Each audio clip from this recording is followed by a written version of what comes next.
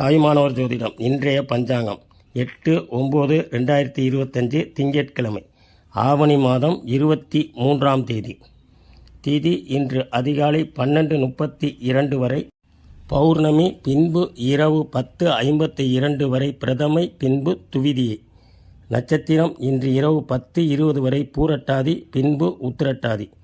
இன்றைய நல்ல நேரம் காலை 9:15 முதல் 10:15 வரை.